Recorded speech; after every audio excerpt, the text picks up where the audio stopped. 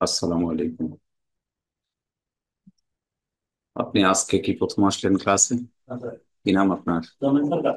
হুম, কি বললেন?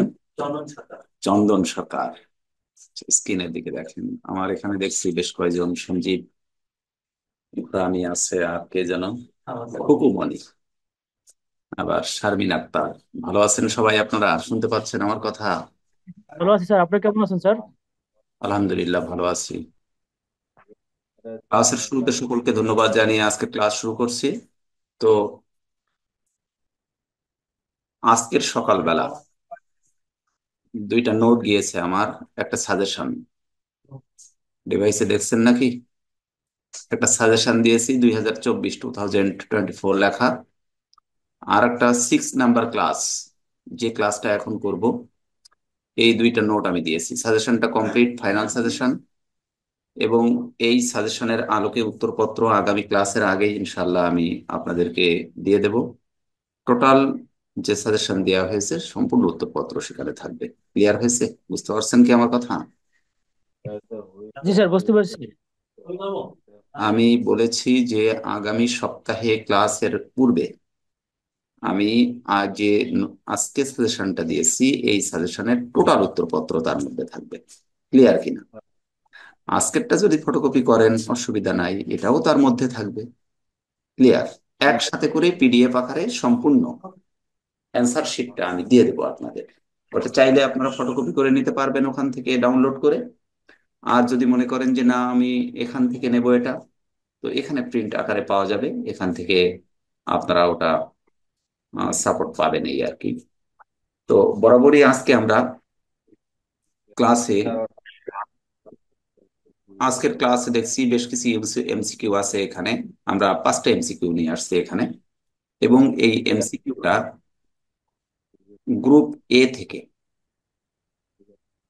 গ্রুপ এ থেকে একেবারে সিলেবাসের আলোকে আমি এটা তৈরি করেছি, এবং বিভিন্ন পরীক্ষায় এটা আসছে বিভিন্ন সময়। এটা বিপিএড এ আছে, ইংলিশটা ফাইন আর্টসে আছে, আইসিটি তে আছে। ক্লিয়ার কিনা? 3টা কোর্সে কারিগরি বোর্ডে এই বিজনেস ইংলিশ পড়ানো হয়। বিপিএড এ পড়ানো হয়, এরপর ফাইন আর্টসে পড়ানো হয় যেটা আমরা আজকে ক্লাসে আছি, আর একটা হচ্ছে আইসিটি তেও এই ইংলিশ পড়ানো হয়, এবং সিলেবাসটা সেম, কোনো ডিফারেন্স নাই। ক্লিয়ার? তো গ্রুপ এ তে আমাদের সফট স্কিল, এই সফট স্কিলের মধ্যে একটা টিম এর উপরে একটা সিলেবাসের পয়েন্ট রয়েছে, টিম এনভায়রনমেন্ট, অর্থাৎ দলগত পরিবেশ। আমার কথা ক্লিয়ার কিনা? এটা কিন্তু সিলেবাস, যে সিলেবাসটা আমি ইতিপূর্বে আপনাদেরকে দিয়ে দিয়েছি, আপনাদের এই গ্রুপের মধ্যে আমি দিয়ে দিয়েছি। এখানে টিম এনভায়রনমেন্ট নামে একটা অপশন রয়েছে এই সিলেবাসে, ঠিক সেই টিম এনভায়রনমেন্টের আলোকেই আজকের এই 5টা এমসিকিউ, যেটা অত্যন্ত সহজ এবং স্বাভাবিক। আপনারা কি দেখতে পাচ্ছেন? আপনাদের স্ক্রিনে এটা কি দেখা যাচ্ছে ভালো জি স্যার, দেখা যাচ্ছে স্যার। স্পষ্ট? দেখা যাচ্ছে স্যার। সবগুলো অত্যন্ত সহজ, জাস্ট আমি এটা দেখাচ্ছি। পরবর্তীতে বেশ কিছু টপিকস রয়েছে, একটা টপিকস রয়েছে যেটা অত্যন্ত গুরুত্বপূর্ণ, আজকে আমরা একটু পরেই আলোচনা করব। তো এখানে the success of team depends on, একটা টিমের সফলতা ডিপেন্ডস নির্ভর করে কার উপরে।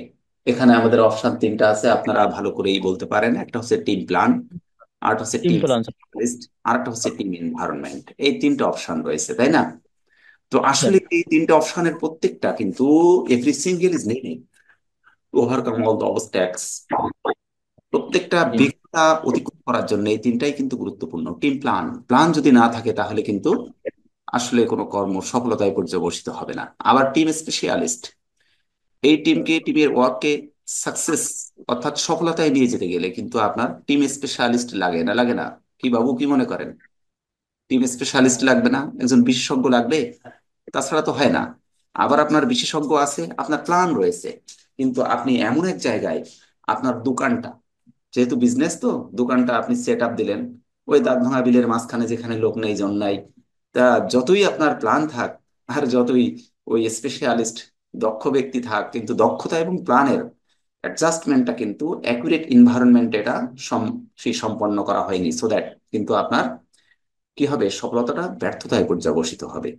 তো এখানে আছে টিম এনভায়রনমেন্ট, তাহলে which is appropriate in this regard? কোনটা গুরুত্বপূর্ণ, কোনটা আমাদের উত্তরপত্র বলে মনে হবে? হ্যাঁ, সি। তাহলে সহজ জিনিস। তো আমি এত অ্যানালাইসিসে যাব না, তবে টিম প্ল্যান দরকার, টিম স্পেশালিস্ট দরকার, আবার টিম এনভায়রনমেন্ট দরকার। কিন্তু দুইটা ঠিক আছে, কিন্তু এনভায়রনমেন্ট নাই। আর এনভায়রনমেন্টকে যখন আপনি সংজ্ঞায়িত করবেন, তখন কিন্তু আলটিমেটলি আপনার টিম স্পেশালিস্ট এবং টিম প্ল্যান দুটোই কিন্তু এর ভিতরে must be included in this option. Clear কিনা? আমি কি বোঝাতে পারলাম?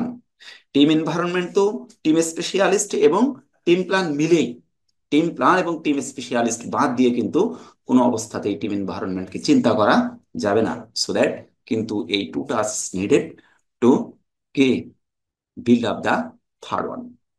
ক্লিয়ার করতে পারলাম কিনা? এই টু টাস্কটা হচ্ছে needed to build up the third one, third one build up করার জন্য। অর্থাৎ এনভায়রনমেন্টের মধ্যে এই তিনটা থাকবে। তো আমরা অপশনে কিন্তু টিম এনভায়রনমেন্ট সিলেক্ট করব, ঠিক আছে, উত্তরপত্র। তো আমরা এখানে এটা টিম এনভায়রনমেন্টকে নিয়ে নিলাম, এটা কিন্তু আমাদের অ্যান্সার। ক্লিয়ার না? ক্লিয়ার না? ক্লিয়ার কি করতে পারছি? আচ্ছা, এটা। এরপরে আমরা বি নাম্বারে যেটা দেখছি, the team members should have gap among themselves, তাই তো? এখানে শেয়ার, আন্ডারস্ট্যান্ডিং এবং কনফ্লিক্ট, এই তিনটা অপশন রয়েছে। তাহলে আমরা যদি অর্থটা বুঝি এই সেন্টেন্সের, তাহলে কিন্তু আমাদের জন্য খুব সহজ হয়ে যাবে, ঠিক না? অর্থটা কি আছে আমাদের? দ্য টিম মেম্বার্স, টিম মেম্বাররা, একটা দলের সদস্যরা, শুড হ্যাভ, তাদের থাকা উচিত, কি জিনিস, এবং দেমসেলভস, তাদের মধ্যে, শেয়ার, শেয়ার মানে কি, ভাগ করে নেওয়া, তাই না? আন্ডারস্ট্যান্ডিং, একজন আরেকজনকে বোঝা, বোঝাপড়া, আমি বুঝবো আমার পার্টনারকে, পার্টনার আমাকে বুঝবে, তাই না? এবং উভয়ে কিন্তু আমরা আমাদের এনভায়রনমেন্টটাকে উপলব্ধি করার চেষ্টা করব, ঠিক না? Try to understand the environment of our business situation, business সিচুয়েশনের যে এনভায়রনমেন্টটা রয়েছে এটাকে কিন্তু আমরা বোঝার চেষ্টা করব। সো দ্যাট এখানে দেখা যাচ্ছে আর হলো কনফ্লিক্ট। তো কনফ্লিক্ট শব্দের অর্থ কি আমরা জানি মনে হয়? কনফ্লিক্ট, কনফ্লিক্ট, এই শব্দটা তো প্রায় ব্যবহার করা হয়। ফ্লিকশন না কি যেন ওই গ্রামে বেশি বেশি ব্যবহার করে, ফ্লিকশন বালাই দিছে নাকি, আমি ঠিক জানি না। তো কনফ্লিক্ট শব্দের অর্থ কি? দ্বন্দ্ব, মতদ্বৈততা, মতনৈক্য, তাই তো? এরকম ধরনের সংঘাত, তাই তো? তাহলে এই টিম মেম্বাররা তাদের উচিত, তাদের মধ্যে থাকা কি সংঘাত, বোঝাপড়া, না ভাগাভাগির যে অংশ, কোনটা আসলে? আন্ডারস্ট্যান্ডিংটা। শেয়ার তো থাকবেই, কারণ টিমের যদি সদস্য থাকে পাঁচজন ওই দলে, তাহলে পাঁচজনের ভিতরে কিন্তু একটা ভাগাভাগির প্রক্রিয়া থেকে যায়, কিন্তু আলটিমেটলি আন্ডারস্ট্যান্ডিংটাই হচ্ছে মেন, তাই না? Understanding is essential to understand the কি কন্ডিশন বা সিচুয়েশন বা environment of A business centre, of A business team. Clear কিনা? বিজনেস টিম বা বিজনেস এনভায়রনমেন্ট বা বিজনেস সিচুয়েশন বা যাই বলি না কেন, এই জিনিসটাকে উপলব্ধি করার জন্য সব থেকে বেশি যে জিনিসটা প্রয়োজন সেটা হচ্ছে আন্ডারস্ট্যান্ডিং। আন্ডারস্ট্যান্ডিং ছাড়া কিন্তু কোনো অবস্থাতে এটাকে কি করা যাবে না, একটা বিজনেস পারপোজকে, উদ্দেশ্যকে সফলতায় পর্যবসিত করা যাবে না। ক্লিয়ার হয়েছে কিনা? তাহলে আমরা কিন্তু এটাকে নিলাম। আমরা খুব সংক্ষিপ্ত ভাবে আজকের খুব সহজ কিছু এমসিকিউ নিয়ে আসছি। আমরা চেষ্টা করব গ্রামাটিক্যাল বা অন্যান্য অপশনে যে জটিলগুলো রয়েছে বিশ্লেষণ করার। আমি যেহেতু নিচে কাজ করব, number C, a team leader should be, team লিডারের শুড বি হওয়া উচিত ক্লিয়ার, ফেয়ার, স্ট্রেট ফরওয়ার্ড। তিনটাই কিন্তু আমরা দিতে পারি উত্তর হিসেবে, পারি না? একজন টিম লিডারের শুড বি, তারা হওয়া উচিত ক্লিয়ার, স্পষ্ট। তারপরে ফেয়ার, ফেয়ার মানে কি, সবার জন্য সমান। টিম লিডার, একজনের কাজ বেশি দেব, অন্যজনের কাজ কম দেব, একজনের টাকা বেশি দেব, সেম পজিশনে কাজ করে আরেকজনকে কম দিব, এটা তো করা যাবে না। তাহলে ফেয়ার। আর একটা হচ্ছে স্ট্রেট ফরওয়ার্ড। আর স্ট্রেট ফরওয়ার্ড, এই তিনটা শব্দ রয়েছে, কোনটাকে আমরা নিব বলেন তো? বলেন। হ্যাঁ, শিখে নেবো, সহজ না আজকে? আরে অর্থ না জানলে হবে কেন? ইংলিশটা শোনেন, ইংলিশটা হয়তো খুব সহজ ইংলিশ এখানে আপনাদের সিলেবাসের আলোকে কিছু দেখাচ্ছি, কিন্তু মাঝে মাঝে কিছু ক্রিটিক্যাল বিষয় এখানে আমি নিয়ে আসি, আজকে নিয়ে আসিনি, যেহেতু শেষে আমার একটা কাজ আছে এই ক্লাসের শেষের দিকে, খুব গুরুত্বপূর্ণ। ওটা আপনাদের বি গ্রুপে দরকার। তো সব থেকে বড় জিনিস হচ্ছে, আপনি যখন কোনো ভাষাকে রপ্ত করার চেষ্টা করবেন, যখন চেষ্টা করবেন, try to understand other language, তখন আপনাকে কি করতে হবে, ওই ল্যাঙ্গুয়েজটাকে must be convert into your own language. Clear কিনা? ওই ল্যাঙ্গুয়েজটাকে আপনার ভাষায় কনভার্ট করতে হবে। যদি আপনি কনভার্ট করতে পারেন তাহলে ওই দ্বিতীয় ল্যাঙ্গুয়েজটাকে আপনি উদ্ভাবন করতে পারবেন। আমরা বাঙালি, আমরা যদি আরবি, উর্দু অথবা হিন্দি অথবা আদার্স কোনো ভাষা শিখি, তাহলে আমাকে বুঝে নিতে হবে যে চেয়ার এবং যে চেয়ার আমরা বলি দুটো এক জিনিস। কেদারা বললে কেউ কিন্তু বুঝবে না, যেহেতু এটা ইংলিশ এবং বাংলা সেম। বাট ইংলিশ এবং বাংলার মধ্যে যখন ডিফারেন্সিয়েশন থাকবে, অর্থাৎ ধরে নেন একটা, আমরা ইংরেজি ধরে নেন হেন, হেন মানে কি? মুরগি। হেন, হেন মানে মুরগি, হেন মানে মুরগি। কিন্তু আমরা যদি সারাদিন হেন বলি, যে হেন অর্থ মুরগি বোঝে না এবং হেনটাকে দেখাই, তাহলে কিন্তু ওর বোঝা অনেক কষ্টকর হয়ে যাবে। It's difficult to understand the meaning of mind. আমার যে মানে ইয়ে মানে আমি যেটা চাচ্ছি এই জিনিসটাকে কিন্তু বোঝানো তার জন্য অনেক কঠিন হয়ে যাবে। সো দ্যাট আমাকে কিন্তু ওই ভাষাটা নিজের ভাষায় রপ্ত করার চেষ্টা করতে হবে, তাহলে আমরা বুঝতে পারবো। তো এরকম এমসিকিউ এর যে বিষয়টা হচ্ছে, এমসিকিউ আসলে মূল কি সে বলতে চাচ্ছে তার আলোকে আমার উত্তরটাকে সিলেক্ট করার চেষ্টা করতে হবে। Try to select the right word depending on the main, main কি সেন্টেন্স, মেন সেন্টেন্সের উপরে ভিত্তি করে তার অর্থের আলোকে কিন্তু আমাকে অপশনটাকে খুঁজে বের করার চেষ্টা করতে হবে। ক্লিয়ার কিনা? বুঝতে পারছেন কিনা আমার কথা? তাহলে এখান থেকে কিন্তু স্ট্রেট ফরওয়ার্ড মানে বোঝেন না? স্ট্রেট ফরওয়ার্ড এর মধ্যে সব কিছু অন্তর্ভুক্ত। স্ট্রেট ফরওয়ার্ড এমন একটা শব্দ, স্ট্রেট ফরওয়ার্ড, স্পষ্ট ভাষী বলা যেতে পারে এটাকে। সততা, নিষ্ঠা, দায়িত্বশীলতা, অর্থাৎ অনেস্টি যার মধ্যে থাকবে, আর রেসপন্সিবিলিটি যার মধ্যে থাকবে, আর নিষ্ঠা, ইন্টিগ্রিটি যার মধ্যে থাকবে। কয়টা ওয়ার্ড বললাম? অনেস্টি, ইন্টিগ্রিটি, আর একটা কি বললাম বলেন? Honesty, integrity, responsibility. কয়টা ওয়ার্ড বললাম? তিনটা। এই তিনটা word must be attached in the word step forward. এই তিনটার মধ্যে এই ওয়ার্ডটার মধ্যে এই তিনটা জিনিস থাকতে হবে। অর্থাৎ সে হবে সৎ, সে হবে কি, কি বললাম, আন্তরিক, আর একটা কি বললাম, দায়িত্বশীল। এই তিনটা জিনিস যার মধ্যে আছে সে স্ট্রেট ফরওয়ার্ড। সোজা কথা কে বলতে পারে যে ঘুষ খায় সে? সে কিন্তু পারবে না। সো দ্যাট আপনাকে আগে সততাকে স্বীকার করে নিতে হবে। সো দ্যাট আমরা কি করব, স্ট্রেট ফরওয়ার্ড হতে গেলে আপনাকে তিনটা জিনিস থাকতে হবে। নাম্বার ওয়ান হচ্ছে অনেস্টি, নাম্বার টু হচ্ছে কি বললাম, নাম্বার টু কি বললাম, অনেস্টির পরে কি বললাম, ইন্টিগ্রিটি, নাম্বার থ্রি হচ্ছে রেসপন্সিবিলিটি। তাহলে রেসপন্সিবিলিটি, ইন্টিগ্রিটি এবং অনেস্টি, এই তিনটার সমন্বয়ে স্ট্রেট ফরওয়ার্ড করতে হবে আপনাকে। কারণ বড় কথা কে বলতে পারে? চোর। চোর প্রথমে বড় কথা বলে, তারপরে কিন্তু চুপ হয়ে যায়। কিন্তু সেই বড় কথা বলতে পারে সোজা, যে সৎ, নির্ভীক, তাই না? অসততা যাকে স্পর্শ করেনি। তাহলে আমরা বুঝে নিলাম স্ট্রেট ফরওয়ার্ড হচ্ছে এমন এক শব্দ যে শব্দের ভিতরে তিনটা জিনিস থাকবে। নাম্বার ওয়ান হচ্ছে কি বললাম, অনেস্টি, নাম্বার টু হচ্ছে ইন্টিগ্রিটি, নাম্বার থ্রি হচ্ছে রেসপন্সিবিলিটি। একটু পড়তে হবে তো, না পড়লে হবে নাকি? এই যে ভাইবা বোর্ডে গেলে তখন তো বেশ ঝামেলা, এখন না হয় এদিক সেদিক করে পাশ করা 11-12 পাওয়া কোনো ঘটনা না। কিন্তু ভাইবা বোর্ডে এই যারাই গিয়েছে, আমি শুনছি যে ইংলিশের ওই সার্টিফিকেটটা উঠাই ধরে ইংলিশের উপরেই প্রশ্ন বেশি আসে। এগুলো কিন্তু একটু জানতে হবে। এবং ইংলিশের নাম্বারটা একটু বেশি না হলে ওরা কিন্তু ভালোভাবে নেয় না এই জিনিসটা। তো বিজনেস ইংলিশ ভাবছি যে 11-12 পেলেই পাস, ওই হলেই হবে না। এখানে একটু ভালো মানসম্মত একটা নাম্বার কিন্তু ক্যারি করতে হবে, তাহলে কিন্তু একটু ওখানে যে দাঁড়ানো যাবে। বোঝা গেছে?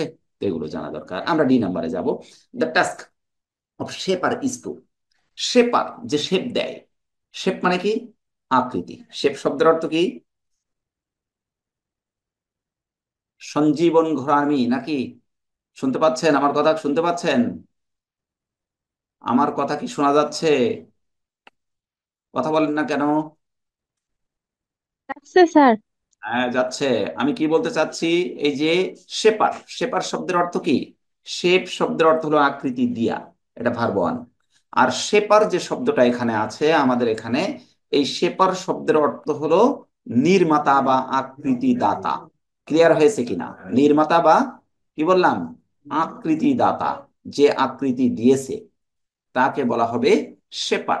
তাহলে the task of shaper is to the team, এই শেপার যে, অর্থাৎ দলনেতা যে দলকে তৈরি করছে, পুনর্গঠন করছে, রিবিল্ড করছে, তাই তো?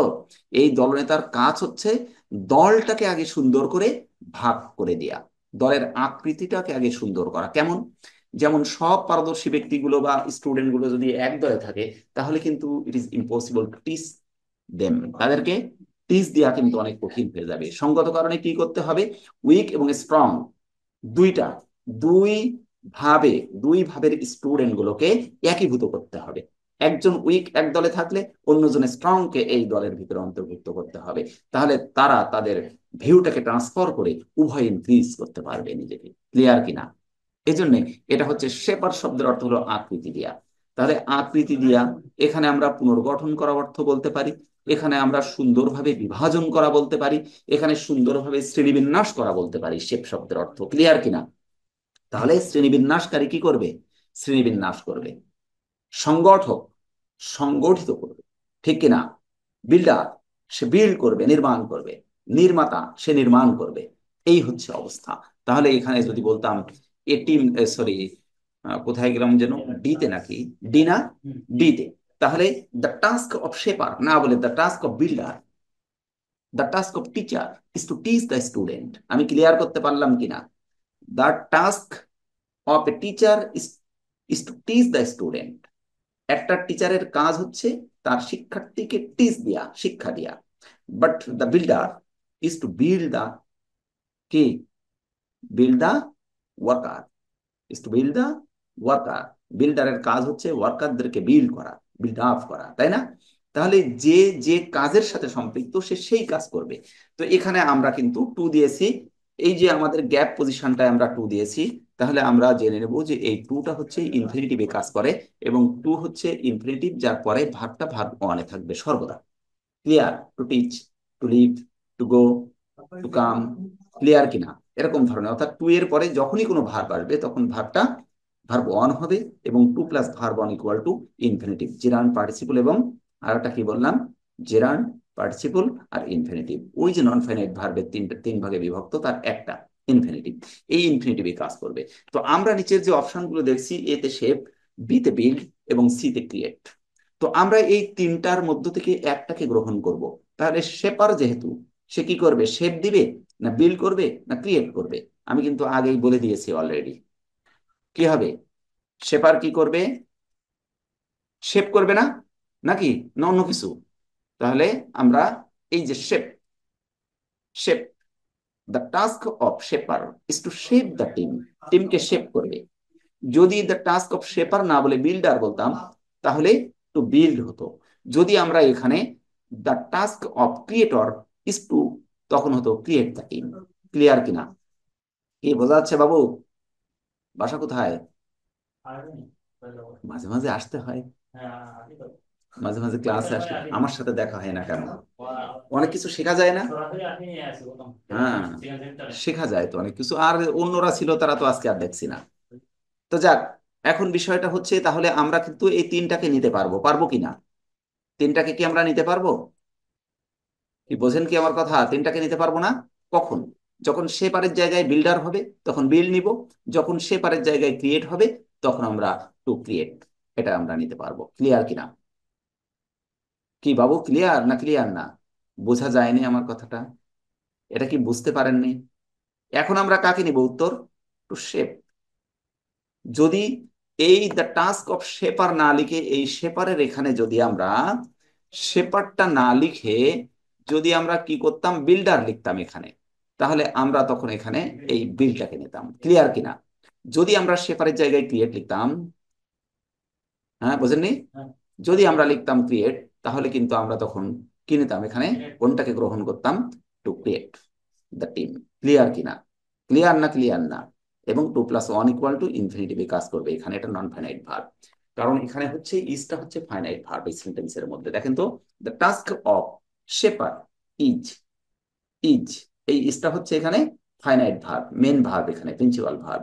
এবং তারপরে যে টু ক্রিয়েট বা টু বিল্ড বা টু শেপ, যাই বলি না কেন, এটা কিন্তু নন ফাইনাইট ভার্ব।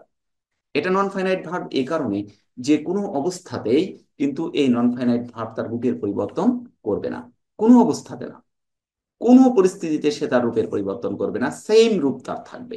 ক্লিয়ার? আচ্ছা, যে সেন্টেন্স, সরি, যে টেন্সে যাই না কেন আমরা, সাবজেক্ট যে নাম্বার এবং পার্সন ক্রিয়েট করুক না কেন, এই সেন্টেন্সটা যে টেন্স সে গ্রহণ করুক না কেন, নন ফাইনাইট ভার্ব তার রূপের পরিবর্তন কোনো অবস্থাতে করবে না, এবং সে পূর্ণাঙ্গ অর্থ কখনো প্রদান করবে না। তো সো দ্যাট আমরা এখন ডিই নাম্বারে আসি। The word finisher means, finisher means who starts, who develops, who finishes. খুব সহজ জিনিস। দ্য ওয়ার্ড ফিনিশার মিনস, এই ফিনিশার শব্দের অর্থ কি? হু স্টার্ট, যে শুরু করে, হু ডেভেলপস, যে কি করে, উন্নয়ন করে, আর হু ফিনিশেস, যে শেষ করে। বলে না ফিনিশিংটা সুন্দর হয়েছে, বলে কোনো কাজ করতে গেলে, হুইন স্টার্ট এনি ওয়ার্ক, যখন আমরা কি করি, যখন আমরা ওই কাজটার প্রান্ত সীমায় চলে যাই, যখন কোথায় চলে যাই, এন্ডিং পজিশনে চলে যাই, তখন মানুষ মন্তব্য করে, অর্থাৎ অডিয়েন্স তখন মন্তব্য করে, ইটস এ কি smoothly, smooth finisher, smooth finisher, এই ব্যক্তিটা আসলে একটা স্মুথ ফিনিশার, সুন্দরভাবে শেষ করেছে এই কাজটা। আমার কথা বোঝা গেছে? তাহলে the word finisher means, finisher means হচ্ছে ফিনিশেস, হু ফিনিশেস, যে কাজ শেষ করে সেই হচ্ছে ফিনিশার, নাকি যে ডেভেলপার কে, যে ডেভেলপ করে। তাহলে ঠিক এর পূর্বে অর্থাৎ ডি নাম্বারের মতো এখানে শেপারের জায়গায় যদি বিল্ডার লিখতাম তাহলে বিল্ড, যদি শেপারের জায়গায় আমরা ক্রিয়েট, ক্রিয়েটর লিখতাম তাহলে টু ক্রিয়েট, দেখেন ওখানে দেখেন ক্রিয়েট না, তখন আমরা ক্রিয়েট লিখতাম। ঠিক অনুরূপ ভাবে ই নাম্বারে যদি আমরা এই দ্য ওয়ার্ড স্টার্টার, তখন আমরা কি করতাম? মিনস হু স্টার্টস, ক্লিয়ার কিনা? দ্য ওয়ার্ড ডেভেলপার, তখন আমরা কি লিখতাম? মিনস হু ডেভেলপস। তাহলে খুব সহজ আজকে যে কয়টা নিয়ে আসছি না, খুব সহজ। আমরা আগামীতে চেষ্টা করব গ্রামাটিক্যাল কিছু বিষয় নিয়ে আসার জন্য। তো এখানে আমরা কি হু ফ্রি শেষ শব্দটা ব্যবহার করছি, দেখেন আপনার সময় শেষ হয়ে গেলে আপনি চলে যাবেন, আমার ক্লাসটা শেষ করব আমি, বুঝতে পারছেন? আপনার ওদিকে কাজ আছে, তাহলে আমরা এমসিকিউ দেখলাম, এবং আজকে এমসিকিউ গুলো সব থেকে সহজ এই যাবত যে ক্লাসগুলো নিয়েছি, এবং এটা সফট স্কিলের নাম্বার ওয়ান পয়েন্টে, যে সিলেবাসের ওয়ান পয়েন্টে যে জিনিসটা রয়েছে, যে টিম এনভায়রনমেন্ট, এইটার আলোকেই আমি এই এমসিকিউ গুলো সাজিয়েছি, এবং এটা বিভিন্ন সময়ে আপনাদের পরীক্ষায় আসছে। এরকম সহজ একটা অথবা দুইটা দিয়ে দেবে 7টার মধ্যে। তো এর মধ্য থেকে দেখা যাবে যে আলটিমেটলি আজকে 5টার মধ্য থেকে নেক্সট পরীক্ষায় হয়তো বা এসে যেতে পারে। বোঝা গেছে? কারণ প্রশ্ন তো আমি না করলে আরেকজন করে, এরকম টিচাররা করে, আমাদেরকে একবার ইনভাইট করে, আমরা প্রশ্ন দেই, আরেকজনকে দেয়, সব মিলে তো এই প্রশ্ন আমাদের মতো টিচাররাই করে। তো এই 5টার মধ্যে আশা করা যায়, আমার মনে হয় হয়তো একটা এসে যেতে পারে। তো এখানে আরেকটা বিষয়, আমরা গ্রুপ এ সফট স্কিলের উপরে আলোচনা করলাম আজকে। কয়টা এমসিকিউ আলোচনা করলাম? 5টা, তাই না? এবং 5টার উত্তরপত্র আমরা এখানে ডিটেক্ট করার চেষ্টা করেছি, তাই না? এবং করেছিও। এর উপরে কি আপনাদের কোনো প্রশ্ন আছে? আপনারা যারা অনলাইনে আছেন, আমার সামনে কোনো প্রশ্ন আছে কিনা, যে 5টার উপরে আমরা কথা বললাম এমসিকিউ এর উপরে, কোনো প্রশ্ন আছে? না স্যার, কোনো, অনেক সুন্দর বুঝতে পারছি। আচ্ছা। তো আমরা নেক্সট ক্লাসগুলোয় আমরা একটু গ্রামাটিক্যাল যেগুলো আপনাদের এই যে বিশেষ করে এই যে নিবন্ধন পরীক্ষায় কাজে লাগে এরকম কিছু টাচে আমরা ক্লাস নেওয়ার চেষ্টা করব। তো আজকে যে এমসিকিউ গুলো করলাম এটা কিন্তু হুবহু আপনাদের সিলেবাসের আলোকে তৈরি করা, এবং বিভিন্ন পরীক্ষায় এসেছে, সেখান থেকে আমি কপি করে এটা নিয়ে আসছি আজকে এমসিকিউ গুলো। আশা করা যায়, আমি আশা করি এর মধ্য থেকে একটা দুইটা আসতেও পারে আপনাদের পরীক্ষায়। তো যাক, বুঝতে পেরেছেন যখন। এখানে আমরা আরেকটা জিনিস নিয়ে আসছি, দেখুন গ্রুপ বি, গ্রুপ বি এর 1 নাম্বার প্রশ্ন, অর্থাৎ প্রশ্নের সিরিয়ালে 2। আমি কিন্তু প্রথম ক্লাসেই বলেছি প্রশ্নের সিরিয়ালে কত থাকবে? 2। গ্রুপ বি এর মধ্যে এখানে 2 মার্কস থাকবে একটা একটা প্রশ্নে, এবং 4টা প্রশ্নই লিখতে হবে আপনাকে, 8 মার্কস থাকবে। তো এখানে গ্রুপ বি এর 2 নাম্বার প্রশ্নে যেটা আসবে, গ্রুপ বি এর মধ্যে কিন্তু 2 নাম্বার প্রশ্ন, আমার কথা কি বোঝা গেছে? আর সিরিয়ালি হচ্ছে কয় নাম্বার প্রশ্ন? 3 নাম্বার প্রশ্ন। কারণ এমসিকিউ হচ্ছে 1, গ্রুপ বি তে হচ্ছে ইডিয়াম ফ্রেজ 2, এবং এই যে শর্ট কনভারসেশন এটা হচ্ছে 3 নাম্বার প্রশ্ন। প্রশ্নের সিরিয়াল আমি কি ক্লিয়ার করতে পেরেছি? তাহলে প্রশ্নের সিরিয়ালে 2 নাম্বার প্রশ্ন, 3 নাম্বার প্রশ্ন, এটা হচ্ছে গ্রুপ বি। যেটা আসবে, আমি বলেছি শর্ট কনভারসেশন মিনস ডায়লগ। এই ডায়লগ গুলো আপনারা কিন্তু পড়েছেন, ক্লাসে পড়েছেন না? ক্লাসে পড়েছেন না ডায়লগ? ক্লাসে পড়েছেন আপনারা ডায়লগ। এই ডায়লগ গুলো অত্যন্ত সহজ। আমি প্রথমে একদিন দেখিয়েছিলাম একটা ব্যাংকার, এবং সরি ব্যাংকার নয়, একজন ব্যাংকের যে ওই যে এর সামনে বসে থাকে, ওই যে ম্যানেজারের সামনে যে বসে থাকে, তার মানে ওকে কি বলে যেন, রিসিপশনিস্ট। প্রথম যে বসে থাকে রিসিপশনিস্ট এবং আপনার মধ্যে একটা কথোপকথন। আজকে আমরা দুইটা জিনিস এখানে নিয়ে আসছি, দুইটা ডায়লগ নিয়ে আসছি। Write a short conversation between you and buyer. Buyer এবং আপনার মধ্যে। বায়ার মানে কি? বাই মানে কি? ক্রয় করে যে, তাই না? ক্রেতা নাকি? ক্রেতা আর আপনার মধ্যে, তাহলে আপনি মালিক নাকি আপনি বিক্রেতা? এই দুইজনের মধ্যে কথোপকথন। তো এটা খুব সহজ জিনিস, আমরা ক্লাস মনে হয় ওই 3-4 থেকে বোধ হয় এরকম ধরনের পড়া পড়ছি। আপনারা এই দুইটা একটু দেখে নেবেন। আমি এখানে কিন্তু আলোচনা করব না, আলোচনা করব এর শেষে। গ্রুপ বি এর মধ্যে একটা ইম্পর্টেন্ট প্রশ্ন, সেটা নিয়ে আলোচনা করব। তো শর্ট কনভারসেশনটা এখানে লেখা হয়েছে, এ শর্ট কনভারসেশন বিটুইন শপকেপার, অর্থাৎ ইয়োর সেলফ। আপনি দোকানদার নাকি? আপনি তো বিক্রেতা। এখানে আপনি বিক্রেতা না? তাহলে ইয়োর সেলফ হচ্ছে আপনার, আপনি শপকিপার, আপনি দোকানদার। আর অ্যান্ড এক্সপ্লোমার বাইং সাম বুকস, কিছু বই কেনার জন্য এখানে একটা ডায়লগ তুলে ধরা হয়েছে। এটা কিন্তু একটা পরীক্ষায় আসছে, এই ফাইন আর্টসের পরীক্ষায় আসছে, মেবি 2 বছর আগে। আমার স্মরণ নাই, হুবহু এটা আসছে। তো এখানে একটা ডায়লগ দেখছি আমরা, এখানে সাম বুকস কিছু বই কেনার জন্য একটা ডায়লগ আমরা দেখলাম, এটা আপনারা দেখবেন। আর এখানে লেখা হয়েছে বাইং এ বুক, একটা বই কেনার জন্য। কথা কিন্তু এক, কিছু বই যখন কিনবেন তখন তো কয়েকটা বই দেখে শুনে একটা বই কিনবেন, এই কিছু বই কিনবেন। আর যখন একটা বই কিনবেন তখন স্পেসিফিক চয়েস আপনার থাকতে পারে, ওখানে একটুখানি ভিন্নতা জাস্ট আমি এখানে দেখিয়ে দিয়েছি। আমি কিন্তু পিডিএফ করে আপনাদের কাছে দিয়ে দিয়েছি, আপনারা এটা দেখবেন। যদি কোনো ভুল ডিটেক্ট হয় তো আমার সাথে কথা বলবেন, বা ভুল তো হতেই পারে, কারণ আমিও তো মানুষ নাকি? ভুল তো হওয়া স্বাভাবিক, যে ভুল হবে না নির্ভুল থাকবে এমন তো কোনো কথা না। তো আমি চেষ্টা করেছি মোটামুটি নির্ভুল আকারে এই দুটোকে তুলে দেওয়ার, এখানে আমি আহ মানে দেখানোর চেষ্টা করেছি। তো আজকে আলোচনার শেষ যে বিষয়টা এবং গুরুত্বপূর্ণ, সাজেশন কোশ্চেন নাম্বার 11। কি বললাম? সাজেশন, আমি যে সাজেশনটা আজকে দিয়েছি না, এই সাজেশনের মধ্যে কোশ্চেন নাম্বার কত নাম্বার কোশ্চেনে ওটা আছে? 11 নাম্বার কোশ্চেনে ওটা আছে। আমি কি বুঝাতে পেরেছি? যে সাজেশনটা সকালে আমি সেন্ড করেছি ওর 11 নাম্বার প্রশ্ন, যেটা নিয়ে আমি কথা বলবো। আর একটু আগে শর্ট কনভারসেশন যেটা আলোচনা করলাম, এটা হলো সাজেশনের বি নাম্বার। দেখছেন এই লেখা উপরে দেখেন, লেখা এই সাজেশন কোশ্চেন নাম্বার 2-2, তার মানে 2-এর 2 সিলেবাসে। আর বি হচ্ছে আমার সাজেশনে, বি গ্রুপের। বুঝতে পারছেন নাকি? 2-এর বিতে আছে এই প্রশ্নটা, ওই যে বায়ার, ওই যে আপনার শর্ট কনভারসেশন। আর এখানে আমরা যে জিনিসটা এখন দেখতে চাচ্ছি সেটা হলো সাজেশনের কোশ্চেন নাম্বার কত? 11। আমার সাজেশনের 11 নাম্বার প্রশ্ন। আর সিলেবাসে কি আছে এটা? 2.3 অথবা 2.4, এই 3 অথবা 4 দাগে এটা পড়ে যেতে পারে। সিলেবাসে 3 অথবা 4 নাম্বার অপশন থেকে এই প্রশ্নটাকে তুলে ধরা হয়েছে। আমার সাজেশনে আছে 11। আর কোশ্চেনে আপনাদের যখন আসবে 3 অথবা 4-এ আসবে। আমি কি ক্লিয়ার করতে পেরেছি? অর্থাৎ কোশ্চেনের সিরিয়াল নাম্বার তখন কত আসবে? 3 অথবা 4। ক্লিয়ার? আচ্ছা, তো আমরা এখানে দেখছি যে right 5 points to maintain office কার্টিসি। অফিসে একটা কার্টিসি আছে না? না নাই? অফিসে আপনি বস বলে আপনার রুমে কিন্তু আপনি বিড়ি খেতে পারবেন না।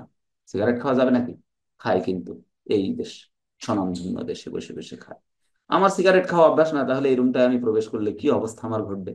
খায় কিন্তু, অনেক আছে প্লেয়ার, কিন্তু এটা মারাত্মক অন্যায়, কোনো অবস্থাতেই না।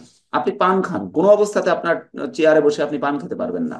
পান খেতে খেতে কথা বলবেন, সামনে যে অডিয়েন্স বসে থাকবে তার কিন্তু মুখে যেতে পারে থুতু আপনার, তাই না? তারপরে আপনার টেবিলটা নোংরা হতে পারে, আপনার অভ্যাস থাকতে পারে মেবি, বাট তার জন্য জায়গা আছে, সে জায়গায় যে আপনি খান। তো এখানে বলা হচ্ছে যে রাইট 5 পয়েন্টস, কয়টা পয়েন্ট লিখতে হবে? 5টা পয়েন্ট লিখতে হবে। এটা কিন্তু প্রশ্নে আসছে, এটা কিন্তু প্রিভিয়াস প্রশ্নে, অর্থাৎ আইসিটির যে পরীক্ষা হয়ে গেল, এই যে গত আইসিটির যে পরীক্ষা হয়ে গেল, এই বিজনেস ইংলিশ ছিল, এই পরীক্ষার প্রশ্ন থেকে এটা নিয়েছি। 11 নাম্বার আমরা সাজেশনে, এবং ওখানে এটা 3 অথবা 4 নাম্বার প্রশ্নে এটা আসছে। Right 5 points to maintain office কার্টিসি। অফিসের যে কার্টিসি, ভদ্রতা, এটা মেনটেন করার জন্য 5টা পয়েন্ট আপনাকে লিখতে হবে। কোন কোন পয়েন্টের আলোকে আপনার অফিসের কার্টিসিটা আপনি ফলো করবেন? তো এখানে আসলে অফিস কার্টিসি এর আগেই এটিকুয়েট অথবা কার্টিসি এই জিনিসটা কি এটা তো জানা দরকার নাকি? কার্টিসি কি এটাই জানি না, তাহলে আমি কি পয়েন্ট লিখব? কোন আলোকে আমি কার্টিসিটা করব? তো এখানে লেখা আছে দেখেন, অফিস এটিকুয়েট অবলিক কার্টিসি। এই এটিকুয়েটের অবলিক কি হবে বলেন? কার্টিসি। মনে থাকবে? হ্যাঁ, এই যে উপরে দেয়া আছে। তো এই কার্টিসিটা আসলে কি জিনিস আমরা একটু দেখি। Office কার্টিসি is all about the rules for interacting with colleagues at work. কাজের সময় আপনি আপনার কলিগদের সাথে কেমন আচরণ করবেন, এই আচরণের সর্বাঙ্গীন ধরনটা বা রূপটাই হচ্ছে আপনার কার্টিসি। ক্লিয়ার কিনা? না ক্লিয়ার না? আপনার অধীনস্থ 5 জন আছে এবং আপনার কাছে আগন্তুকরা আসে।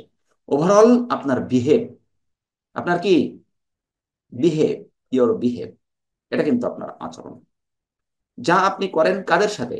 আপনার অডিয়েন্সের সাথে, আপনার কলিগের সাথে, তাই না? আপনার আগন্তুকের সাথে, আপনার সাথে যারা রিলেটেড কাজে তাদের সাথে, অর্থাৎ রিলেটেড তো সবাই নাকি? আমি যে কোনো অফিসে যাওয়ার অধিকার রাখি না? রাখি না রাখি না? এই দেশের নাগরিক আমি। আমি তো যে কোনো অফিসে আমি আমার তথ্যের জন্য যেতে পারি না, পারি না। সো দ্যাট আমি কিন্তু তার অডিয়েন্স, ওই অফিসের অফিসার, তাই তো? তো এখানে বলা হচ্ছে এটা হচ্ছে is all about the rules for interacting with colleagues at work. কাজের মধ্য দিয়ে, অর্থাৎ আপনি যখন কাজ করছেন, এই কাজের সাথে সম্পৃক্ত আপনার যে কলিগ রয়েছে, সহকর্মী রয়েছে, এদের সাথে আপনার পারস্পরিক যে ক্রিয়া এবং প্রতিক্রিয়া, এর আইন বা এর ধরন বা এটা কেমন হবে, এটাই হচ্ছে আপনার কার্টিসি। ক্লিয়ার না ক্লিয়ার না? ক্লিয়ার হয়েছে? এরপর বলছে কি, ইট গোস বিয়ন্ড সিম্পল ম্যানার্স। এটা সিম্পল ম্যানার্স হতে পারে, সাধারণ একটা রীতি, পদ্ধতি, প্রক্রিয়া, একটা অভিব্যক্তি, একটা কি বলা যায় যে প্রেষণাও বলা যেতে পারে, এটা হতে পারে। ইট is about fostering a respectful and cooperative atmosphere. এবং এই অফিস কার্টিসিটা আপনাকে কি করে? অ্যাবাউট ফস্টারিং, আপনার ত্বরান্বিত করে এ রেসপেক্টফুল অ্যান্ড কোঅপারেটিভ অ্যাটমসফিয়ার, একটা সম্মানজনক এবং পারস্পরিক সহযোগিতামূলক একটা পরিবেশ তৈরিতে সহায়তা করে। আপনি যদি অভদ্র হন বা আমি যদি অভদ্র হই, আমি টিচার, হয়তো আপনি সামনে আমাকে কিছু বলবেন না, বাট এখান থেকে বের হওয়ার আগেই কিন্তু একটা মন্তব্য আপনি আলটিমেটলি করে ফেলাবেন, তাই না? এবং বাইরে বের হয়ে যাকে পাবেন তাকেই কিন্তু মন্তব্যটা, ইচ্ছায় হোক আর অনিচ্ছায় হোক, আপনি কিন্তু প্রকাশ করার চেষ্টা করবেন তার সম্পর্কে, যে আমার বিহেভ বা আমার আচরণ বা আমার অবস্থান সম্পর্কে কিন্তু আপনি সন্দিহান। আর যদি আমি ভালো আচরণ করি বা ভালো টিচিং দেই বা আমি ভালোভাবে উপস্থাপন করতে পারি, তাহলে কিন্তু জাস্ট আপনি কিন্তু তখন কি করবেন? আমাকে ভালোভাবে উপস্থাপন করবেন, ঠিক না? এটাই তো বলছে, it is about fostering a respectful and cooperative atmosphere. আর এই যে কার্টিসি বা এটিকুয়েট, অফিস কার্টিসি বা এটিকুয়েট, এটা কি করে? আপনার গতিকে ত্বরান্বিত করে, রেসপেক্টফুল, সম্মানজনক এবং কোঅপারেটিভ, পারস্পরিক সহযোগিতামূলক একটা পরিবেশ তৈরিতে এই জিনিসটা আপনার সহায়তা করে। আপনি বস যদি ভালো হন, তাহলে আপনার অধীনস্থরা ইচ্ছায় হোক আর অনিচ্ছায় হোক খানিকটা ভালো, ঠিক কিনা? খানিকটা ভালো। আর আপনি যদি ওইটা করেন, তাহলে ওরা সেইটা। সোজা কথা, এখন বাংলায় বললাম, আমার কথা ক্লিয়ার? তাহলে রেসপেক্টফুল এবং কোঅপারেটিভ অ্যাটমসফিয়ার তৈরির জন্য কে সর্বাধিক গুরুত্বপূর্ণ ভূমিকা পালন করবে? লিডার অফ দা কি টিম, ওই দলের লিডার, তাই না? আপনি ওই দলের লিডারকে দেখবেন, লিডারের চরিত্র যেমন তেমনি চরিত্র তার ফলোয়ারদের, ঠিক নাকি? না ভুল বললাম? লিডার যেমনি তেমনি তার অনুসারী। ক্লিয়ার? ধার্মিক যারা, ধর্মগুরু যারা, এখনকার সময় না, আবার কিছু মনে নিয়েন না, এখনকার সময় ধর্মগুরুরা আর বলে দরকার নাই। তাই যে ধর্মের হোক, কথা বললে খারাপ শোনাবে, অত দূর যাব না। তবে যে ধর্মের হোক, আপনার হিন্দু বলেন আর যেই বলেন, চরিত্রের দিকে তাকান ব্রাহ্মণ সাহেবের, হুজুরের আছে মানে, আছে মানে কি বলেন আপনি? হুজুরের চরিত্রের দিকে তাকানো অবস্থা রাখি, তো ওদিকে আমি যাচ্ছি না। কিন্তু বিষয়টা হলো, অনুসারী কেমন হবে? অনুসারী হবে তার গুরুর চরিত্রের উপরে চিত্রিত। তা না হলে ওই গুরু এই অনুসারীর গুরু থাকবে না, এটাই বাস্তব, ঠিক কিনা? তো এখানে বলা হচ্ছে এটা আপনাকে কি করবে, এই এটিকুয়েট, এটিকুয়েট এবং কার্টেসি, এই জিনিসটা আপনার কাজের গতিকে বাড়িয়ে দেবে এবং আপনাকে সম্মানজনক ও পারস্পরিক সহযোগিতামূলক একটা পরিবেশ তৈরি করার চেষ্টা করে দেবে। পরিবেশ তৈরিতে সর্বাত্মক সহযোগিতা করবে এটিকুয়েট এবং কি ম্যানার বা কার্টেসি। ক্লিয়ার এই জিনিসটা? তো 5 points to maintain office কার্টিসি। Office কার্টিসি পালন করার জন্য 5টা পয়েন্ট, এখানে আমরা কিন্তু এই 5টাই লিখছি। দেখেন এই 5টা খুবই গুরুত্বপূর্ণ এই প্রশ্নটা আসছে। লাইন না, পয়েন্ট পয়েন্ট। আমি বুঝি না, আমাকে আবার বলেন আপনি কোন জায়গাটা আপনার সমস্যা মনে হচ্ছে, কোথায়?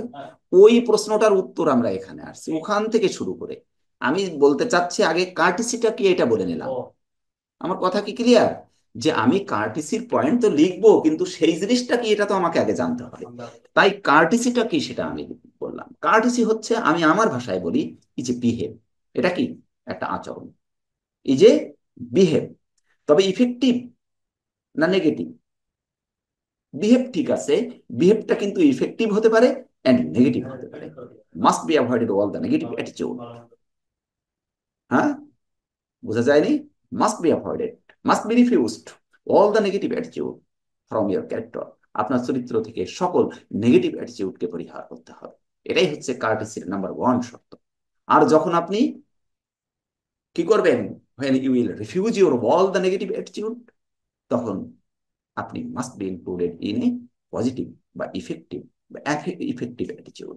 তখন আপনি ইফেক্টিভ বলেন, আর এফেক্টিভ বলেন, আর অ্যাকসেপ্টেড বলেন, আর রেসপেক্টফুল বলেন, অ্যাটিটিউডে তখন আপনি চলে আসবেন, যখন নাকি আপনি আপনার কাকে অ্যাভয়েড করবেন, নেগেটিভ অ্যাটিটিউডকে আপনি অ্যাভয়েড করবেন। ক্লিয়ার না? বোঝা যায়নি? আপনি নেতিবাচককে ফেলে দেন, থাকবে কে? থাকবে কে সামনে? নেতিবাচককে ফেলাই দিলাম, থাকবে কে?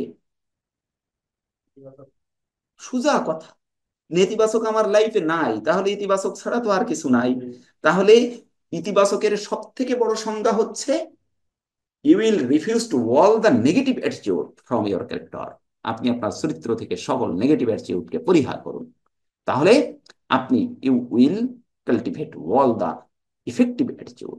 সব ইফেক্টিভ অ্যাটিটিউড বা অ্যাফার্মেটিভ অ্যাটিটিউডকে তখন আপনি কাল্টিভেট করতে পারেন। শর্ত হচ্ছে নেগেটিভকে আপনি পরিহার করবেন, রিফিউজ করবেন। ক্লিয়ার এই বিষয়টা? এখন কি আর কোনো প্রশ্ন আছে ওখানে? এরপরে আমরা আসছি 5 points to maintain office courtesy. 5 points, points এর 1 নাম্বার বি পাংচুয়াল। আপনাকে কি হতে হবে? এখন আমরা পাংচুয়ালের সংজ্ঞা আবার অন্যরকম পাইছি। পাংচুয়াল মানে বিশাল ব্যাপার স্যাপার, চুল টুল এইখান থেকে আর নেই, এই উপরের দিকে একটা ঝুড়ির মতো আছে, আছে না? এখন ও নাকি আবার অনেক টাকা নেয়, ওই ওই চুল কাটতে নাকি আবার অনেক টাকা নেয়, তাই না? তো এটাও তো হচ্ছে পাংচুয়াল। হ্যাঁ, পাংচুয়াল নাকি? এই পাংচুয়ালের আমি একটা সিম্পল ধারণা এখানে দিয়ে দিয়েছি। এখন এই যে পাংচুয়াল লেখার পরে সিমিলারলি, অনুরূপ ভাবে এই কথাটা আমি ব্যবহার করেছি। দেখেন কয়েকটা কথা, বিং কনসিডারেট কি হবে? Being considerate is also a sign of respect. আপনাকে বিবেচনা প্রসূত অবস্থায় সকল সম্মানজনক চিহ্ন বা নীতি বা আদর্শকে অবশ্যই বিবেচনা করার যোগ্যতা আপনার মধ্যে থাকতে হবে। তাহলে আপনি হবেন বি রেসপেক্টফুল। কি হবেন আপনি? এই সরি, বিং পাংচুয়াল, সরি আমি অন্য জায়গায় চলে গেছি। বি পাংচুয়াল, আপনাকে পাংচুয়াল হতে হবে। এই পাংচুয়ালটা কোন জায়গায় থাকবে? ড্রেস। এমন ড্রেস পরলেন নাকি আজকাল যা হচ্ছে, মেয়েগুলো রাস্তায় ছেলে সেজে চলতেছে বেশ কিছু, তাই না? আবার ছেলেরা চুল এই পর্যন্ত লম্বা করে মেয়ে সাজার চেষ্টা চালাচ্ছে। তাই এটা কি হবে নাকি? উল্টাপাল্টা হয়ে গেল না? উল্টাপাল্টা হয়ে গেল। তাহলে স্রষ্টা সৃষ্টি করেছে স্বতন্ত্র বৈশিষ্ট্য দিয়ে, প্রত্যেকটা জিনিসের ওই স্বতন্ত্র বৈশিষ্ট্যকে ডাইভার্ট করে অন্যদিকে নিয়ে যাওয়ার ভিতরে কোনো কৃতিত্ব আছে বলে সমাজ মনে করে না। আমি জানি না করে কিনা, তবে করার কথা না। স্বতন্ত্র যে বৈশিষ্ট্য, এটার উপরে পরিবর্তন পরিবর্ধন না।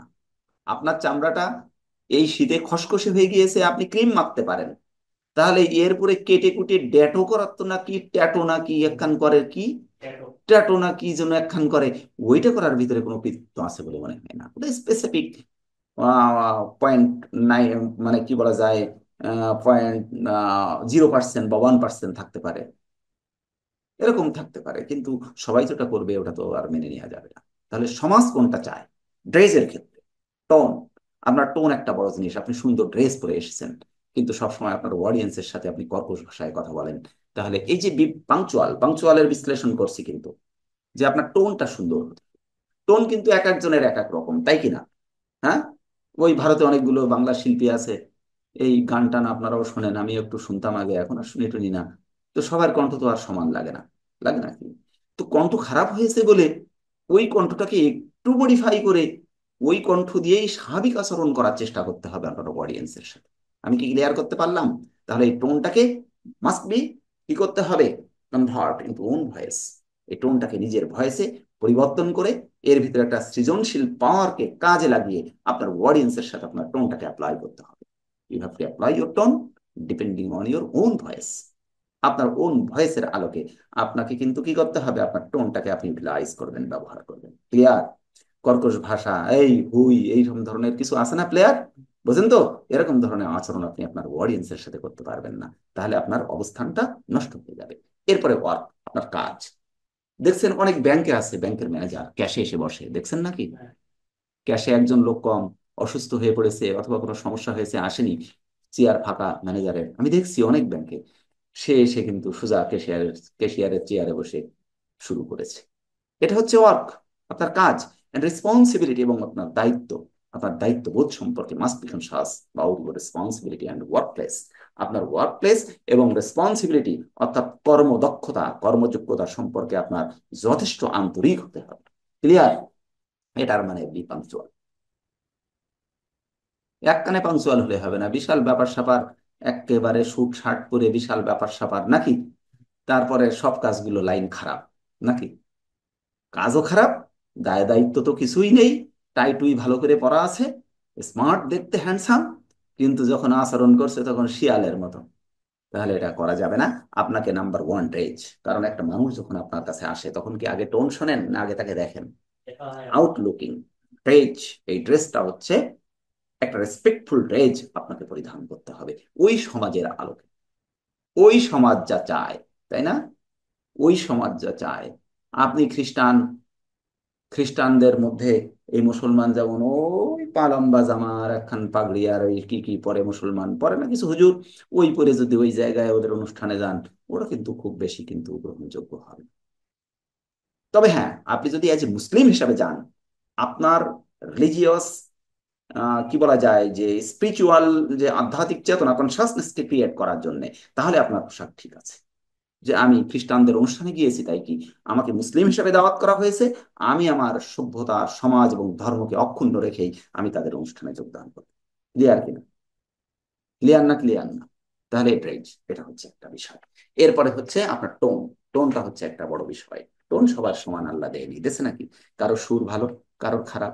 তো সবটাকে মিলিয়ে একটা সহনশীল, একটা রিজনেবল এনভায়রনমেন্ট আপনাকে তৈরি করতে হবে। এরপরে হচ্ছে ওয়ার্ক, আপনার কাজ। আপনার কাজটা হতে হবে সুন্দর। আপনি খুব বেশি পারেন না, যেটুকু পারেন আপনি সুন্দর ভাবে করার চেষ্টা করবেন। এরপরে রেসপন্সিবিলিটি, সব থেকে বড় জিনিস আপনার দায়িত্ববোধ সম্পর্কে আপনাকে must be conscious about your responsibility. আপনি কি চিন্তা করছেন, হোয়াট ইজ ইউর থিঙ্কিং, এবং হোয়াট উইল ইউ থিঙ্ক, এবং what you have to thought. ভাবতে হবে কি, ভাবছেন কি, ভেবেছেন কি, ভাববেন কি, সবগুলো আপনাকে ভেবে চিনতে, খুব চিন্তা ভাবনা করে you have to take your decision depending on the three টাস অ্যাক্টিভিটিস, প্রিভিয়াস, প্রেজেন্ট এবং পাস্ট। এর উপরে ভিত্তি করে আপনার আপনার এটা নিতে হবে। আপনার কি বললাম যেন, আপনার মানে সিদ্ধান্ত গ্রহণ করতে হবে। You have to take your decision depending on the three টাস activities, past, present, future. Clear হয়েছে? তিনটার সমন্বয় গেল ওটা পাংচুয়ালের মানে। পাংচুয়াল মানে এই নয় হুট করে এসে একটা সিদ্ধান্ত নিয়ে নিলাম কি পাংচুয়াল, তাহলে তো সব শেষ। আপনাকে অতীতে কেন ফেল করেছে, বর্তমানে এর অবস্থাটা অগ্রগতির দিকে ধাবিত হয়েছে কিনা, ভবিষ্যতে আমি একে কোথায় নিয়ে যেতে চাই, এই three task activities depending on your own কি রেসপেক্টেবল পজিশন। এটা কিন্তু আপনার সম্মানজনক অবস্থায় যাওয়ার জন্য সব থেকে গুরুত্বপূর্ণ একটা ভিত হচ্ছে থ্রি টাস্ক অ্যাক্টিভিটি, তিনটার সমন্বয় করা। কোনটা? Previous, present and future. Clear? হ্যাঁ, পাংচুয়াল এটা। নাম্বার টু হচ্ছে be respectful. Similarly being considerate is also a sign of respect. Respect করার জন্য যতগুলো সাইন, যতগুলো চিহ্ন, যতগুলো বিষয়, যতগুলো গুণ দরকার, সব আপনার মধ্যে লালন করার চেষ্টা করতে হবে। একজন মানুষ পূর্ণাঙ্গ না, কিন্তু try to acquire all the কি সাইন অফ রেসপেক্ট। ক্লিয়ার কিনা? আমরা সব রেসপেক্টের সাইন গুলোকে চেষ্টা করব এক এক করে গ্যাদার করার, অর্জন করার। কেউ 5টা, কেউ 10টা, কেউ 2টা, কেউ একটা। কিন্তু যদি আমরা চেষ্টা না করি তাহলে কিন্তু আমার এই অফিসিয়াল যে ইটিকুয়েট এবং ম্যানারটা কিন্তু পূর্ণতায় পর্যবসিত হবে না, এবং অডিয়েন্স আপনাকে মেপে ফেলাবে যখন, যে আপনার ভিতর সম্পর্কে, তখন ওরা আর আপনাকে সম্মান করবে করবে না। মনে থাকবে। এরপরে হচ্ছে avoid gossiping. Gossip and respect your coworkers privacy. কিছু আছে না প্লেয়ার, সমান বকে, আছে না নেই? আছে। বড় চেয়ারে বসে শুধু ফালতু বকা বকি, এতে করে ওই যে উস্তাদ, ও না আসলেই যারা কোয়ার্কার আছে তাদের ভালো লাগে, ঠিক কিনা? ঠিক তো? সঙ্গত কারণে অ্যাভয়েড গুচিপ। ফালতু কথা বলার চেয়ার ওটা না, খোশ গল্প করার জায়গা আছে পার্ক অথবা অন্য কোনো জায়গা। বোঝা গেছে? This place is not to কি, নট গুছিপ। এটা গুছিপ করার জায়গা না। আপনাকে আপনার স্ট্যাটাসের উপরে ভিত্তি করে, আপনার অবস্থানের উপরে ভিত্তি করে আপনাকে কি করতে হবে?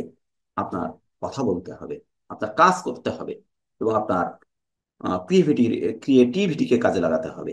তাহলে আপনার অফিসিয়াল এনভায়রনমেন্টটা সুন্দরভাবে সম্পন্ন করা সম্ভব হবে। সো আপনাকে কি করতে হবে? Must be avoid gossip. খোশ গল্প, গুজব গল্প করার জায়গা এটা না, এখানে করা যাবে না। গঠনমূলক কথা বলতে হবে। এবং একজন লিডারের সব থেকে বড় কাজ হচ্ছে কথা কম বলা, কম কথার মধ্য দিয়ে অধিক ভাব গাম্ভীর্যপূর্ণ কি অর্থবহ শব্দগুলোকে ট্রান্সফার করা তার অডিয়েন্সের মাঝে। ক্লিয়ার? ক্লিয়ার করতে পেরেছি? হ্যাঁ। এরপরে দেখো, make a, sorry, make a অথবা বি এ হেল্পফুল মাইন্ড। আর একটা কাজ হবে। কি সময় কি হয়ে গেছে? 12 বেজে গেছে। 12 বাজে। ছেড়ে দেবো, ওই যে এখানে আছে না না, ইয়ে। আচ্ছা, শেষ। আমারও শেষ হয়ে গেছে। মেক এ অথবা বি, আমরা we're be a helpful mind. Helpful mind বোঝেন তো? হেল্পফুল মাইন্ড বোঝেন না? সাহায্য করার মানসিকতা থাকতে হবে, নাকি? কি করতে হবে? সাহায্য করার মানসিকতা থাকতে হবে এখানে, তাই তো? Be a helpful mind. এই সাহায্য করার মানসিকতা যার মধ্যে নেই, সে মানুষ হওয়া ঠিক না, নাকি? না বেঠিক কথা বললাম? এটা থাকতে হবে, মাস্ট বি ক্রিয়েট। অবশ্যই ক্রিয়েট করতে হবে, created a sign of helpful attitude. Helpful অ্যাটিটিউডের সাইন, দর্শনকে অবশ্যই লালন করতে হবে। এই মানসিকতা থাকতে হবে যে আমাকে সাহায্যশীল হতে হবে। এই বি পার্সনেবল এট প্রফেশনাল। যদিও আপনি পেশাজীবী, তারপরেও আপনার ব্যক্তিত্বকে অক্ষুণ্ণ রাখতে হবে। মনে থাকবে? ব্যক্তিত্বকে ভুলে যেয়ে যদি আপনি সাহায্য করেন তাহলে কিন্তু আবার পেয়ে বসবে, ঠিক না কি? তাহলে এত গুরুত্বপূর্ণ না কথাগুলো? আপনি সাহায্য করবেন ঠিক, আপনার ব্যক্তিত্বকে অক্ষুণ্ণ রেখে করবেন। ব্যক্তিত্বকে যখন আপনি বিসর্জন দেবেন, ডিভোট করবেন আপনার পার্সোনালিটিকে, তখন কিন্তু আপনার সম্পর্কে তার অবস্থানটা নড়বড়ে হয়ে যাবে। সো দ্যাট আপনাকে must be careful about your কি ওন পার্সোনালিটি। আপনার নিজস্ব ব্যক্তি সত্তার আলোকে আপনাকে সিদ্ধান্ত নিতে হবে এবং সাহায্য করতে হবে। ব্যক্তি সত্তাকে উপেক্ষা করে দরকার নাই। বোঝা গেছে? আচ্ছা, তো এ পর্যন্ত আমরা যে আলোচনাটা করলাম আজকে একটা প্রশ্নের উপরে, আমার সাজেশনের নাম্বার 11 নাম্বার প্রশ্ন, সেটা আপনাদের বি গ্রুপের মধ্যে এই প্রশ্নটা আমরা প্রিভিয়াস পরীক্ষায় দেখেছি, আইসিটিতে আসছে। এই প্রশ্নটা আমাদের ফাইন আর্টসের অত্যন্ত গুরুত্বপূর্ণ একটা প্রশ্ন। তো এ পর্যন্ত যে কথা বললাম এই ক্লাসের উপরে আপনাদের কোনো জানার আছে কিনা? না থাকলে আজকে ক্লাস এখন শেষ করবো এখানে। কি কারো কোনো প্রশ্ন আছে? আপনাদের কি কোনো প্রশ্ন আছে? শিল্পী খাতুন আছে এখানে দেখছি, প্রভাতী রায় আছে, সঞ্জীবন ঘরামি আছে। কথা বলেন, কোনো প্রশ্ন আছে নাকি আমার এই ক্লাসের উপরে আজকে? Have you any question? কথা বলেন। কথা না বললে আমি ক্লাস শেষ করতে পারছি না। আসেন, আপনি আসেন, ব্যস্ত আছেন কি? কারো কথা আছে? প্রভাতী, শিল্পী, এই কথা শুনতে পান না? আপনারা কি কথা শুনতে পান আমার? সাউন্ড করেন। কথা শুনতে পাচ্ছেন না? হ্যালো? কি ব্যাপার, এরা কেউ তো কোনো কথা বলে না?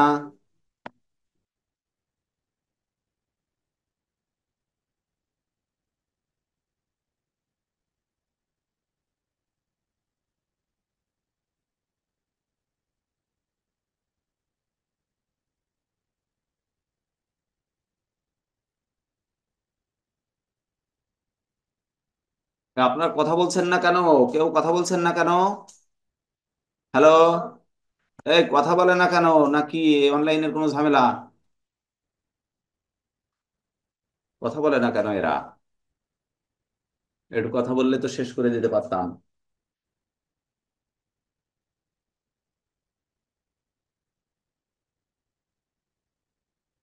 সমস্যা কোথায়?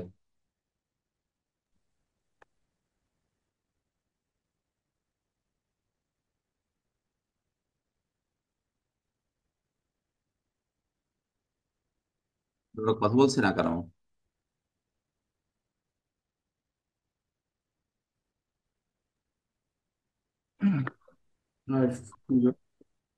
পাচ্ছে?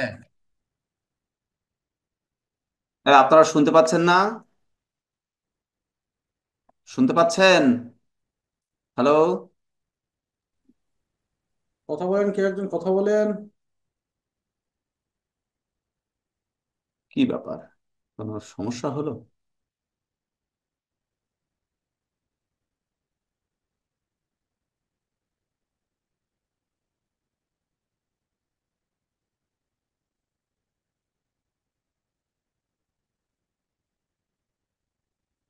কি হলো? ও, কি দেখলে? আচ্ছা, হোক, তাই দাও। কথা শোনা যাচ্ছে।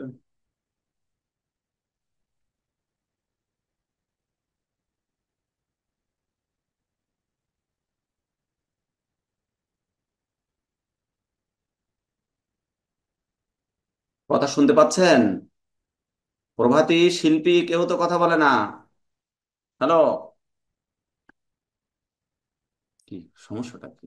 বুঝতে বুঝতে- শেষ করে দিই। ওদের প্রশ্ন থাকলে ওরা পরে কথা বলবে। কিন্তু এরা লাইনে আছে, এটা কথা বলে না কেন?